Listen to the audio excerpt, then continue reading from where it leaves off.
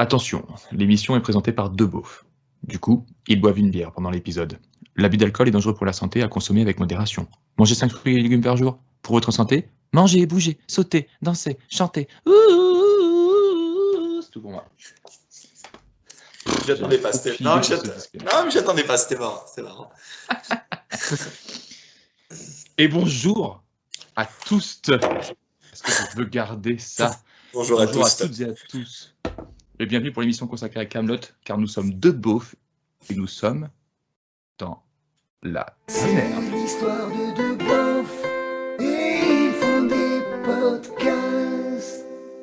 Et du coup, comme la semaine dernière, on est tous les deux. Salut Anto, comment ça va? Eh ben super, ça va, la grande forme. Et toi Logan, comment ça va? Eh bien, ça va très bien. T'as un joli bonnet cette fois-ci, dis-moi. Non, je rigole, c'est toujours le même. Ouais, j'ai changé par rapport à la semaine dernière. Je voulais mettre ma casquette Floodcast, mais je voulais pas faire de la pub pour un concurrent, parce qu'on arrive sur les chapeaux de roue. Exactement. On est là pour détourner tout le monde en plus, donc j'ai envie de te dire, on va pas commencer à faire de la pub. Moi, au fond de moi, ce sera Floodcast First, mais je le dis pas trop fort. Du coup, au menu aujourd'hui, l'épisode 3 du livre 1 de Camelot, La Table de Brecane, diffusé pour la première fois le 29 janvier 2005. De toute façon, tant qu'on dira la date, ça ne nous rajeunira pas. Non, sauf quand on viendra au film, mais ça ne nous rajeunira pas toujours. Donc Non, toujours pas. Donc avec Alexandre Astier dans le rôle d'Arthur, Lionel Astier dans le rôle de Léo Dagan, Yvan Le Bolloc dans le rôle de Brecane, Audrey Fleurot dans le rôle de la Dame du Lac, Nicolas Gabion dans le rôle de Bohort, Jean-Christophe Ambert dans le rôle de Caradoc, Jean-Robert Lombard dans le rôle de Père Blaise et Franck Pitiot dans le rôle de Perceval. Du coup, qu'est-ce que tu as pensé de cet épisode? Est-ce que tu veux le résumer? Non, mais je vais le faire quand même. On a Arthur qui vient de se faire construire sa table ronde, tout simplement. Donc c'est vraiment vraiment l'insertion de la légende arthurienne dans la série, le 3e épisode, voilà, c'est là ça part. Et qui la présente. Et on sent que le projet il est relativement hasardeux, il essaie de leur expliquer que donc du coup la table ronde, ça va être pour réunir tous les chevaliers. Il leur dit cache à un moment, de toute façon il va falloir vous y faire parce qu'on va s'appeler les chevaliers de la table ronde. Et il leur présente ceci, et il la présente derrière à la Dame du Lac qui, à première vue, lui aurait soufflé l'idée. Parce qu'il le dit, Bohort le présente, c'est une révélation de la Dame du Lac qui a fait dire à Arthur qu'il faut construire une table ronde pour réunir les chevaliers de la table ronde pour la quête du Graal. Et une chance qu'il ne soit pas fait construire un buffet à vaisselle. Exactement. Ça aurait moins de gueule au niveau du nom. Comme tu l'as dit dans le résumé, je trouve que c'est une très bonne idée du coup de commencer à insérer un peu la geste arthurienne dans la série. Parce que pour l'instant, on était un peu sur du quotidien. Et on rebondit en plus sur le premier sujet du premier épisode de comment on fait pour guider des gens qui ne sont pas forcément au courant de l'affaire dans le côté important de la quête, quoi. C'est ça, et on sent que c'est pas gagné, parce que Perceval il le dit cache à un moment, hein. Il le dit direct, il dit non mais même nous, on n'a pas tout compris machin. Hein, Oui, c'est clair. C'est clair. Du coup, c'est la première intervention de la Dame du Lac et de Père Blaise. Exactement. Des personnages qui seront récurrents par la suite, du coup, très récurrents. Totalement. Et par contre, première et dernière apparition d'un personnage, Brecane, le fabricant de la table, qui est interprété par Yvan Le Bolloc. J'ai une petite anecdote à ce sujet. Ah, une anecdote. Vas-y, je suis chaud. Et en plus, je fais de la pub pour une chaîne YouTube qui s'appelle Capsule Cop, qui fait... Capsule Pop, pardon. On est à 3 minutes de podcast, t'as fait de la pub pour un autre podcast et maintenant pour une chaîne YouTube. Non mais c'est nickel. Capsule Pop, c'est une chaîne de pop culture et un peu de geek attitude, où il fait des interviews et des analyses d'épisodes de Camelot la plupart du temps. Et en fait, il y a une interview très intéressante d'Yvan Le Bolloc, où il explique qu'en 2003, il cherche en fait un remplaçant pour Caméra Café sur M6 qui arrive à la fin de son contrat ou quelque chose comme ça. Et en fait, pendant le festival du court-métrage de l'humour de Meudon, il repère un court-métrage qui s'appelle Dies Irae, qui est complètement produit et réalisé par Alexandre Astier, qui reçoit le prix spécial du jury. Je crois que c'est pas lui qui gagne d'ailleurs cette année-là. Mais Yvan Le Bolloc, du coup, appelle Astier, le présente à Calt, la maison de production de Caméra Café, et il lui dit écoute, il y a un gars là, il a proposé un truc qui est trop cool pour nous remplacer sur M6. Du coup, Calt appelle Alexandre Astier et il lance Camelot, cette fois-ci avec 2 T pour pas qu'on dise Camelot. C'était une volonté d'Alexandre Astier. Et parce que les Français sont des connards. Exactement. Et que c'est pour ça que Yvan Le Bolloc est, je pense, est invité sur cet épisode et qui en plus joue le rôle d'un commercial, quoi, clairement, qui vient vendre sa table, etc., qui a le même rôle du coup que dans Caméra Café. Donc est-ce que c'est un crossover? Et on pourrait penser que Breccan est l'ancêtre de comment s'appelle déjà lui, Jean-Claude Convenant dans Caméra Café. Putain, le mec, il a le nom du personnage dans Caméra Café. On sent le podcast à podcast, on sent le professionnalisme, il évolue, tu vois, on a des infos qu'on n'avait pas, tu vois. On a la date de diffusion, on dit le nom des acteurs, etc. Non, il y a un truc qui se passe, tu vois, il y a un truc, au troisième épisode, il y a un truc qui est en train de se créer, déjà. Et du coup, est-ce que pour toi, Jean-Claude Convenant est descendant de Breccan? Et Ils sont tous les deux bretons. Et connaissant Astier, ça serait pas impossible qu'il y ait pensé. Non, de vue à la télé. Et ça me choquerait pas, tu sais, qu'il y ait pensé. En soi, ça me choquerait pas. Je pense pas, en réel. Tu vois, je pense parce qu'en réel, il a pas un rôle de commercial. Il vient pas pour vendre la table. La table, elle est là. Ouais, mais après, il propose genre les trucs pour les armures, armures, les porte-manteaux. Il a un rôle d'artisan. Ouais, mais il veut faire de la pub en posant sa griffe. Peut-être. Non, mais si tu veux que je te dise oui, je suis d'accord avec toi, je te dis oui, je suis d'accord avec toi. C'est un épisode qui démarre très bien. Ouais, ça me dérange pas en soi. Tu vois, si c'est un oui pour te faire plaisir que tu veux, tu vois, je te fais oui. Non, c'était parce que je trouvais ça pertinent. Non, mais c'est bien. J'ai une question et il me faut absolument une réponse, enfin ta réponse. La Dame du Lac. Ouais. Pour rester dans le contexte des personnes qui découvriraient Kaamelott.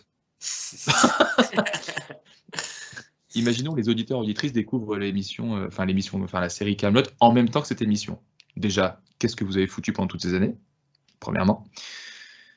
Et deuxièmement, la Dame du Lac, du coup, pour resituer le personnage, c'est une apparition unique. Unique. C'est une apparition qui n'apparaît qu'à Arthur, qu'il est le seul à voir, etc. et à entendre. Sauf que, et on reparlait des incohérences par rapport au premier épisode de La Taverne, la Dame du Lac, dans cet épisode, tape la bise à Arthur. Oui. Ça m'a choqué aussi. Est-ce qu'elle est palpable? Moi, j'allais dire préhensible, mais c'est un mot qui n'existe pas, donc bon. Et puis je voulais faire mon intéressant aussi.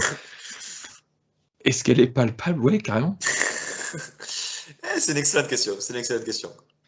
Sachant qu'elle lui filme dans un quand je l'ai vu, ça m'a interpellé. Puis en plus, il apporte un côté genre archi familier d'un coup, tu vois, genre en mode oui.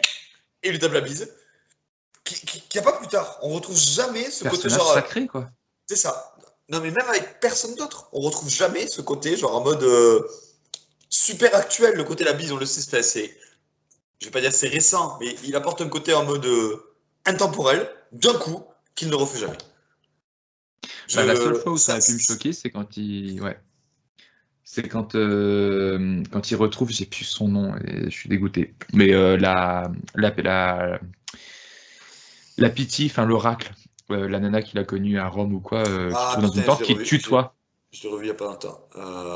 C'est Ben Guigui qui joue le personnage, mais il la tutoie, et c'est vrai que c'est dans Kaamelott, ça m'a choqué qu'il tutoie une personne. Alors, il y a un autre tutoiement dans Kaamelott. Hors saison, hors livre 6. Ouais. Alors, me dis rien. Il y a un autre tutoiement. Qui est évident et pas évident à la fois. Avec Arthur? C'est Arthur qui tutoie.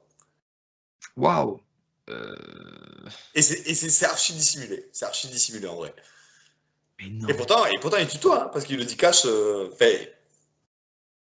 Je sais que le Jean-Christophe Ambert qui joue Caradoc tutoie souvent sans s'en rendre compte. Non, j'ai pas. Vas-y, balance. Ferme ta gueule.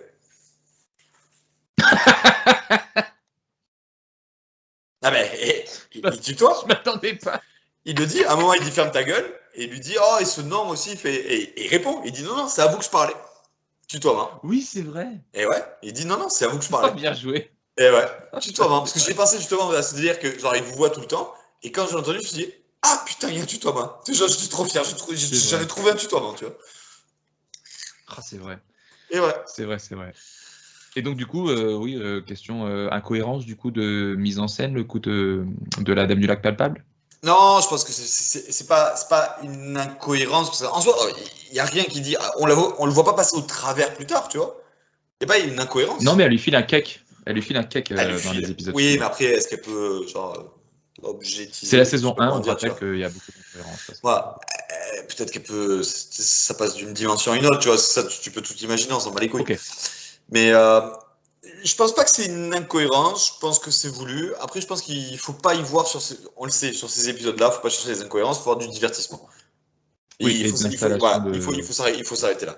Donc oui, il a voulu rajouter un côté très sérieux et d'un coup, bam, ça choque et on est sur quelque chose en mode à la cool. Ou même instaurer le fait que Arthur et la Dame du Lac se connaissent depuis très longtemps par rapport aux autres épisodes, enfin aux autres personnages qui connaissent depuis longtemps. Parce qu'il faut rappeler que même la Dame du Lac, dans le livre 6, Arthur rencontre la Dame du Lac avant même Perceval, Caradoc, Bohort, etc. quoi. Exactement. Carrément. Du coup, l'épisode, il parle de la table ronde en tant qu'objet sacré, et qu'Arthur, tout au long, du coup, ne veut pas souiller ni utiliser parce que c'est une symbolique sacrée. D'où ma première question. Anthony, es-tu, dans le sens où tu apportes une attention particulière à certains objets, es-tu matérialiste? Matérialiste, non. Non. Genre, tu vois spécialement soigneux ou maniaque, ou Non, même apporter un objet sacré aux objets? non. C'est même sûrement un défaut. Non, pas du tout. C'est même sûrement un défaut parce que j'en ai genre rien à branler des objets, quoi. Genre, j'essaie de me dire des fois, c'est ça, tu vas payer ce prix-là, donc tu fais attention à ça. J'en ai rien à branler. Ouais, mais pas forcément en termes Non, d'argent, mais genre mais juste pas symbolique. financier, non, justement, c'est l'aspect financier, essaie de me faire apporter le côté de genre, tu sais, du coup, il faudrait que tu en prennes soin, etc. J'en ai rien à branler. Je suis pas du tout matérialiste. Mais dans le sens, c'est un défaut. Je le sais, c'est un défaut. Bah ouais, parce que je me dis, les peu de cadeaux que j'ai dû t'offrir, du coup, t'en bats les couilles. Non, c'est pas vrai. Regarde, tu m'as offert, en parlant de Camelot, tu m'as offert l'intégralité Camelot, du coup, en DVD. Ah oui, c'est Puis vrai. en 6, mec, j'en prends tellement soin que je les ai jamais J'avais oublié. utilisés. Je les ai jamais utilisés.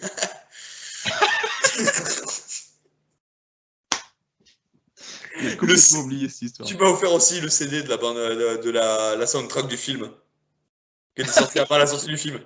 Pareil, dans son film plastique. Alors moi, elle est toujours sous film aussi. Hein. Ouais, pareil. Ouais, je suis très. Parce que... Oh, Non, donc, j'ai quand pas. même ce côté... Non, mais j'aime bien les objets, mais non, je suis pas matérialiste. En fait, pas comme toi. Toi, on le sait, t'es genre un putain de maniaque. Moi, je l'ai dans le sens Bah, défaut. pas pour tout. Toi, t'aimes les objets dans le sens inverse, mais toujours en mode défaut, tu vois. Oui, c'est maladif. Ouais, c'est ça. Donc forcément, je suis obligé de te dire, mec, on est en train de parler ensemble, je suis obligé de te dire que je suis pas matérialiste. Oui, c'est vrai. Ouais, on est un peu l'opposé sur ça, du coup. Ouais, sur ça, mais complet. Parce que moi, je peux vraiment porter une espèce d'attention très particulière à un objet qui n'en vaut pas du tout la peine. Ouais, et particulier, tu veux dire sexuel, quoi, tu vois, c'est... Bon, c'est pas non plus à ce point-là. On va élargir le disclaimer, tu vois, au début. Ah oui, parce que je croyais que tu allais dire on va élargir le côté du coup Non. des femmes dans les objets. Absolument pas. Nous sommes des personnes très woke. Non, mais Même non. si on est deux beaufs. Même si on est deux beaufs et que ça se voit pas. Mais non, du coup, je suis pas matérialiste. Mais du coup, voilà, maintenant on sait que toi, tu l'es totalement. Faut savoir que t'es quand même Bah, le moi, genre de mec qui commande un bouquin Amazon. S'il y a le moindre petit pli, tu le renvoies, on t'en renvoie un, tu l'inspectes et tu finiras par le garder, même s'il faut 4 ou 5 fois, tu finiras par le garder que s'il est impeccable. Alors ça fait mal à mon impact carbone, mais absolument. Et même à ma politique de plus ou moins essayer de défendre ce qui va bien dans ce monde et que je commande sur Amazon. Bon. Et du coup, on fait la pub pour Amazon sans le vouloir. Ouais, les bouquins et... Mais je me suis un peu calmé, même sur les jeux de société en général, où j'aurais pu aussi avoir un... Genre Dominion, on y joue sans protège-carte. Ouh, félicitations. Non mais on y a On joué a, sans le, on a protège-carte. le droit de toucher les cartes sans protection. Non, mais bien joué, mamie. Non, mais pardon, mais genre, les autres jeux qu'on a pu jouer, il y avait des protège-cartes et tout. Genre Rose Dominion, quand on y a joué la dernière fois tous les trois, il n'y c'est avait vrai. pas de protège-cartes. C'est vrai. Bon, on y joue quand même sur une nappe spéciale, parce que je suis un connard, mais... On n'a pas. Mais j'ai quand même eu le droit sur le côté de la table de laisser mon verre posé. Non, mais il faut féliciter Comme quoi, je fais l'effort. des efforts Faut de féliciter travail l'effort. sur moi-même. Exactement. Par contre, les bouquins, toujours pas. Non, mais ouais, je comprends. Et je vais même aller au-delà de ça, et peut-être qu'on l'aura en guest dans une prochaine émission, mais Alex, je lui ai prêté plein de livres, et je les ai rachetés derrière, parce que je savais que je voulais pas les récupérer, parce qu'ils seraient peut-être abîmés. Ah, ok. Voilà, ce genre de truc. Mais du coup, dans le même délire, parce que là, on parle de bouquins où moi, j'ai plusieurs séries, notamment de Terry Pratchett, que j'adore. Est-ce que tu es du... Et qui sera peut-être le sujet d'un prochain podcast. J'espère. Qui sait Oh putain, Qui sait j'adore ce mec. J'ai bientôt fini Je le pense livre. que je le mets. C'est vrai? Ouais, bientôt. Bah, je l'ai pas ouvert depuis 1 mois et demi, mais je l'avais bientôt fini quand j'ai arrêté il y a 1 mois et demi. Rien que le fait déjà de parler en podcast de Terry Pratchett, je suis aux anges. Je le mets au même niveau qu'Alexandre Astier pour moi. C'est peu dire. C'est pas peu dire plutôt. Est-ce que du coup, ouais, dans ce sens-là, tu as un côté un peu quand même, parce que tu joues un peu aux jeux vidéo, ça peut avoir ce lien, un côté un peu collector, genre dans le style où tu aimes bien avoir une collection d'un truc, ou je sais pas, j'ai une grosse bêtise, mais tu découvres un objet, tu as envie d'avoir toute la série de ce genre d'objet. Eh ben même pas. Ouais. Je sais pas s'il y a, je sais pas s'il y a un mot pour ça. Tu vois, genre, je suis pas matérialiste, je suis fonctionnaliste. Genre, Ok. je suis sur les achats, etc. Je suis totalement impulsif. Mais j'ai pas ce côté, genre, j'ai ce besoin de posséder. J'ai toujours cette envie d'avoir des trucs différents, des trucs nouveaux, etc. Mais j'ai pas besoin de le posséder. Genre, il y a un truc qui me fait grave kiffer, j'ai absolument envie de l'avoir. Je vais tout faire pour l'acheter, et je vais l'acheter en général. Je bosse pour acheter les choses quand j'en ai envie. Oui. Et voilà. Mais je peux le vendre le mois d'après. Je m'en bats les couilles. Tu vois, je me suis lancé, je fais de la musique depuis longtemps. Ouais. Je voulais absolument remettre une batterie dans le garage en mode voilà, j'ai de la place chez moi, je vais mettre une batterie, je peux faire du bruit, etc. J'ai acheté une batterie. J'arrêtais pas de regarder en mode tiens, j'achète des accessoires, j'achète des cymbales, etc. etc. Bah, le mois dernier, j'ai tout vendu pour acheter du matériel de sport. Parce que je m'en bats les couilles. Sachant que ça se trouve, la batterie que tu avais achetée, c'est déjà dû à la revente d'un matériel de sport que tu avais acheté précédemment, peut-être, non? Non, je l'ai acheté comme ça. Non, je l'ai acheté comme ça. Pour pouvoir mettre la batterie, j'avais enlevé le matériel de sport précédent. Oui. Ouais, non, j'ai pas ce côté matérialiste. Je suis très fonctionnaliste. Je fais de l'achat impulsif, genre en Même... mode, je suis un mec à lubie. Une fois on m'a dit ça. J'avais un pote, il m'avait dit ça une fois que genre j'étais un mec à lubie. Et je trouve Ok. que c'était un excellent descriptif, tu vois, genre en mode, genre les Warhammer. Oui, ouais, ok. Tu vois, Ouais, par mais il n'y a pas le exemple. côté collection, c'est le côté fonctionnaliste. Ça, J'ai pour le coup, c'est pas, genre tu veux une armée de tel truc. mais j'ai pas de côté collection. Voilà, je n'ai pas ce côté-là, genre de, je n'ai rien que je possède depuis longtemps. Et tout Enfin, ce on que va je se fais, faire de Camelot, mais même quand tu joues à Pokémon. eh ben, je possède rien de Pokémon ancien. Non, dans les jeux de société, dans les jeux vidéo, genre quand tu joues à Pokémon, est-ce qu'il te faut les 100 ou est-ce que tu t'en bats les Non, j'en reins, bats t'as les fini le couilles. scénar, t'as fini le Pas scénar, les quoi. couilles. Exactement, j'en bats les couilles. Et d'ailleurs, je viens de commencer Ok. Pokémon Arceus le dernier. Parce que j'ai. Tu vois, pareil, j'avais une Switch, elle était vachement bien ma Switch. Je l'ai vendue il y a 4 mois. J'en ai racheté une. C'est vrai. J'en ai racheté une. Ah, je l'ai reçu. Je l'ai reçu il y a 3 jours. Tu vois, parce que je Ah m'en bats ouais, les alors couilles, que... j'ai pas ce besoin de garder les choses et de posséder. Non, je m'en bats les couilles. Toi, Alors moi, oui, j'ai pas toi, on besoin le de sait. garder. Non, Non, j'ai pas besoin de garder les choses parce que je non. vends pas mal. Mais par contre, je suis le genre de connard. Par exemple, au livre de poche, aux éditions livre de poche, ils ont ressorti une nouvelle série de Agatha Christie que j'avais déjà de l'ancienne série. J'ai revendu l'ancienne série pour essayer de me racheter la nouvelle. C'est les mêmes livres, hein, il y a le même chose dedans, mais la couverture a juste changé. Oui, mais on est sur ce côté aimer posséder, tu vois. J'aime bien les belles choses. Je veux posséder des belles choses. Et donc, quand forcément, genre, je reprends Terry Pratchett à La Talente, l'ancienne édition de La Talente était jolie, mais pas tip-top. La nouvelle édition est magnifique. Ouais, je veux la nouvelle édition qui est magnifique. Ouais. Ouais, alors que moi, toi, ça, je m'en bats les couilles. Tu vois, un livre, tant qu'il y a les mots, eh ben, peu importe la couverture, je m'en bats les couilles, tu vois. Et c'est pour ça qu'on Totalement va se opposé sur régaler ça. si on fait une émission sur Pratchett et qu'on va parler du premier tome, on va se régaler parce que toi qui lis en format poche et moi en format broché, on n'aura pas les mêmes les mêmes numéros de page. Exactement. Quand je veux dire page 17, non, bah non, pas du tout, pas du tout. Mais du coup, ce qui est cool, c'est que ça parlera à tout le monde. Si les personnes ont lu Pratchett, ils diront ah oui, livre de poche c'est telle page et broché c'est telle page. Ouais, non, mais on citera pas les pages. Tu vois, on va faire comme on fait là, tu vois. On parlera pendant 2 minutes, on parlera du bouquin, ensuite on tirera de la merde pendant 45 minutes. C'est plus simple, ça évite les problèmes avec le nombre de pages et tout, tu vois.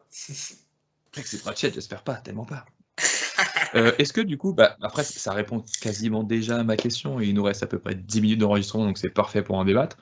Même de juste la symbolique de l'objet, est-ce que tu es du genre à avoir un ou des porte-bonheur? Enfin, ou des objets que tu considères comme étant des porte-bonheur? C'est une bonne question. Porte-bonheur, non. En vrai, C'est préparé. ouais, mais en vrai, non. En vrai, Non, non. du tout? Non, je ne peux pas accorder une importance particulière à certains objets, mais j'ai totalement cette conscience de cette espèce d'effet placebo d'une certaine façon. Je crois pas en rien, je crois pas en rien, je crois en des choses, mais je me rends compte que ma vision de la chose, genre en mode un porte-bonheur, ça serait juste la confiance que moi je suis capable d'accorder à un certain objet, tu vois. Oui. Donc en Bien fait, sûr, oui, et pas juste un pouvoir inhérent à l'objet. Mais il pourrait changer tout le temps. Tu vois, genre en mode, je vais faire ma séance de sport et donc du coup, je vais mettre une tenue qui me plaît parce que je me dis putain avec ce t-shirt-là. Mais c'est pas genre un peu de bonheur parce que dans 3 mois, ce sera un autre t-shirt que je vais choisir pour faire ma séance de sport en mode je me sens bien dedans, tu vois, et je vais y aller aujourd'hui, tu vois. Ouais, justement, je rebondis sur ça, le fait que le porte-bonheur, au-delà d'être un objet, est-ce que tu as aussi peut-être des tocs ou des espèces de rituels porte-bonheur? Par exemple, tu ne sors quasiment jamais sans casquette. Tu sais quoi? De plus en plus. Je sors Ah de ouais? plus en plus sans rien sur la tronche. Ouais, carrément. Ouais, Déjà, mais la on se voit casquette- plus alors, depuis un moment aussi. Exactement. Parce que déjà, il faut savoir que la casquette, ça fait des mois et des mois que j'en mets plus du tout. Ouah. Je suis pas sorti avec une casquette depuis peut-être 6 mois. Oui, et on se voit plus depuis quasiment 6 mois. Exactement. Donc, Ouais, qu'est-ce que j'en sais, moi? Qu'est-ce que Et j'en encore, sais c'est traître parce que la seule fois où on s'est vu, là, il y a 2 ou 3 mois, où t'es venu, je mettais une casquette, Oui, genre la blanche à fourrure, mais je l'ai mis oui, c'est que vrai. 2-3 semaines parce que je venais de la recevoir. Et avant ça, je mettais plus de casquette Oui. depuis 3 mois et depuis, je ne la remets plus. En même temps que la veste vintage archi stylée de Louis Exactement. Lamarck. Exactement. C'est vrai, c'est vrai. Et même le bonnet, dernièrement, du coup, je mettais un bonnet à la place de la casquette. Ouais, je sais pas, je mettais rien. Mais dernièrement, je m'habitue à rien mettre, tu vois. Et ça me fait Ah, bizarre moi, parce je que peux là, pas. j'ai les cheveux qui poussent un peu. Et quand je regarde comme ça, je me rends compte que là, c'est brun. Et là, vachement moins. Donc ça veut dire que là, et bientôt, il n'y aura plus rien, tu vois. Et vraiment, la caméra, ça fait rendre compte que c'est dégueulasse.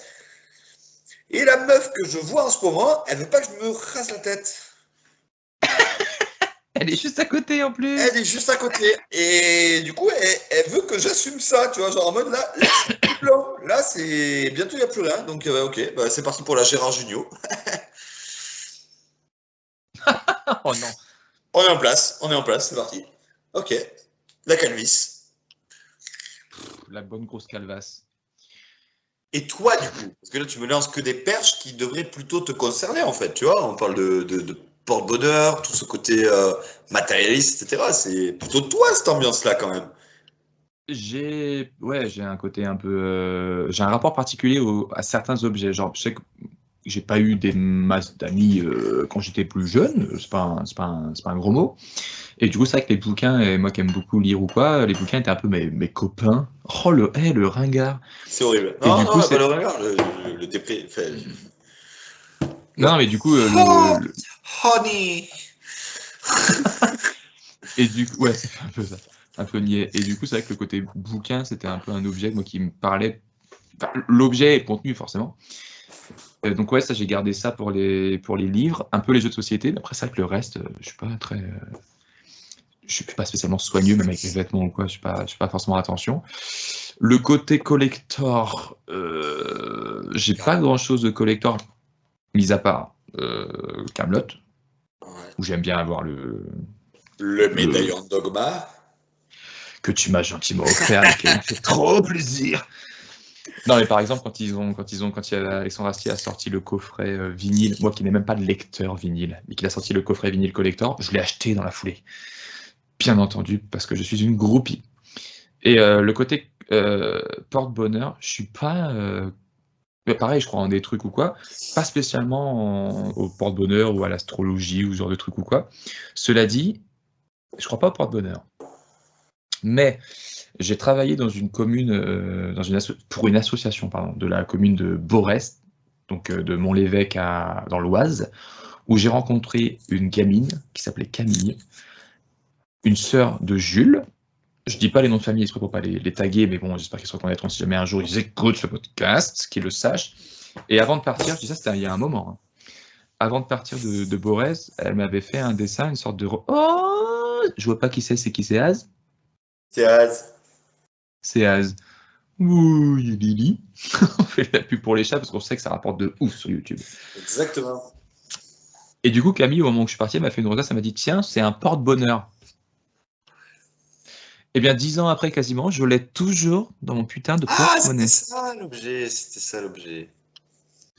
Je l'ai toujours dans mon porte-monnaie, genre vraiment dedans ou quoi. Et vu que quand je sors, mes papiers sont dans mon porte-monnaie et que je sors jamais mon porte-monnaie de mes poches, je l'ai toujours sur moi. Il m'est rien arrivé de spécialement grave, même rien arrivé du tout de grave, que des trucs bien. De là à dire que c'est dû à ça, je sais pas, mais j'aime en tout cas essayer de faire semblant de me dire c'est grâce à ça, quoi. Ouais, j'aime le délire de... Après, j'ai plein d'autres trucs dans mon porte-monnaie qui servent à rien et qui sont juste des objets qui me plaisent ou quoi et qui m'ont plu. Mais cet objet-là, et puis l'attention, sachant que à l'époque j'étais célibataire, bien sûr, et Jules, n'importe quoi, Camille, la gamine, avait une maman que je trouvais adorable, magnifique, fantastique. Intelligente et tout, j'étais dingue amoureux de cette maman. Au début, je l'ai gardé un peu pour ça. Mais non, finalement, non, carrément, je pense que c'est un des plus beaux cadeaux qu'on m'ait jamais offert de toute ma vie. Est-ce que c'est ridicule ou pas? À part moi, tu veux dire. Moi, je t'ai offert ma sœur, quand même.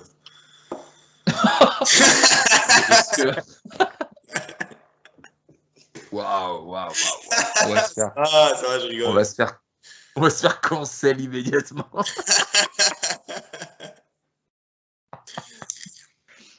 Et en plus, c'est même pas vrai parce qu'on s'est rencontrés après. Exactement, non mais bien sûr. Oui. Je ne possède pas ma sœur, je ne peux pas te l'offrir, de toute façon, il n'y a pas besoin de le préciser. Déjà. Et j'ai même pas besoin d'être maniaque avec elle car elle est magnifique, tout le temps. Du coup, j'espère qu'elle écoutera cette émission pour que je puisse gagner des points. Alors, le problème, c'est qu'on a dit tout ça à la fin du podcast et il y a très peu de chances que les gens ils écoutent au-delà des 2-3 minutes, tu vois. Ouais, carrément. Du coup, c'était l'épisode de la table de Bricane. Est-ce que tu as autre chose à dire sur cet épisode? Est-ce qu'il y a une réplique qui t'a particulièrement marqué? Non, moi je le trouve relou cet épisode. Ah, je veux dire un truc. Alors, bon. Moi je trouve un peu. Enfin, il y a. Par rapport à l'épisode 2, tu vois, la tarte aux myrtilles dont on a parlé la semaine dernière, que je trouve vraiment qu'en termes de rhétorique, etc., énorme. Il est cool, il se regarde, mais il n'y a rien qui. Tu sais, il n'y a pas une façon de répondre, genre, que je trouve énormissime. Tu vois, c'est bien.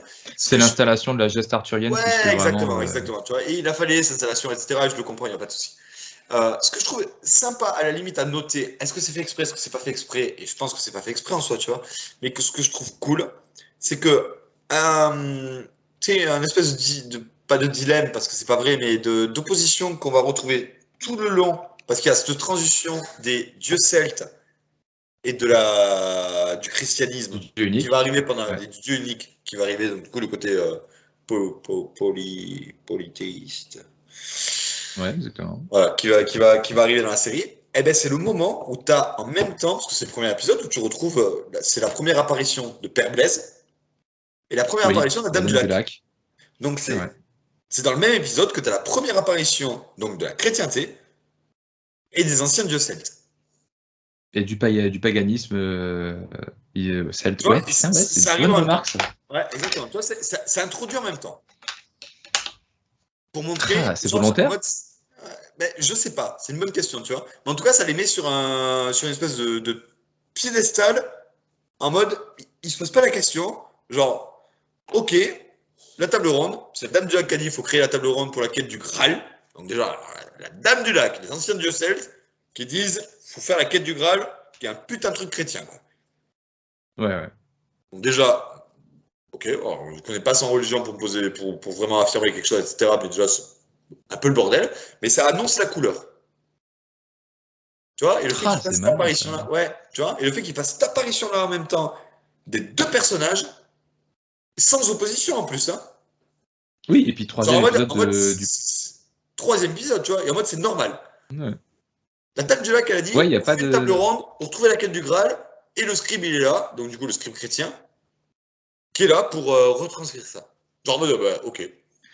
2 religions d'un coup, pas de problème, main dans la main, on y va. Je vais me la péter, mais du coup, on peut dire qu'il n'y a aucune dichotomie dans l'ontologie de Kaamelott, quoi. Ouais, c'est pas faux, ouais. Oh non. Bah, du coup, on a redit c'est pas faux et ouais. Allez. Ah non. Hors antenne, je t'explique ça. Du coup, voilà. Eh bien, la semaine prochaine, on a quel épisode? L'épisode 4. Alors, c'est Chevalier de Provence. le Chevalier de Provence. C'est le premier épisode que j'ai vu. C'est ça qui m'a fait découvrir Kaamelott. J'espère qu'il y aura más anecdotes. Ouais, c'est marrant. J'étais en vacances à la montagne à ce moment-là. J'étais parti au ski dans les Alpes à ce moment-là et on l'a vu à la télé dans le chalet, tu vois. Ouais, c'est. Ah, j'adore cet épisode. J'adore cet épisode. Et puis c'est précis, là, vu comment tu le présentes. Ah, Ça donne ouais. envie. Moi, je C'est un me bon rappelle, petit je me rappelle très bien. J'ai vu ça, je me suis dit,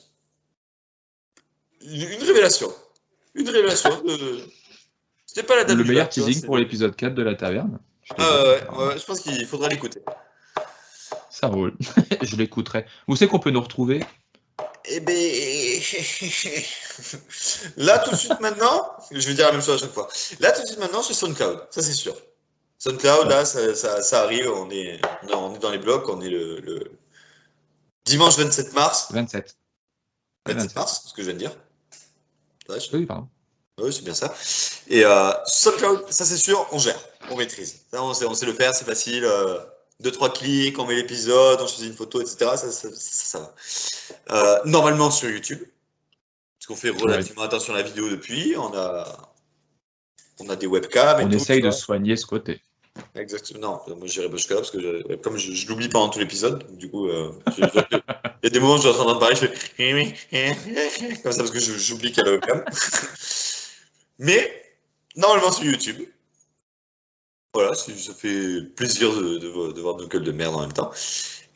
Et d'ici qu'il soit posté, et peut-être Spotify et Deezer, qui sait.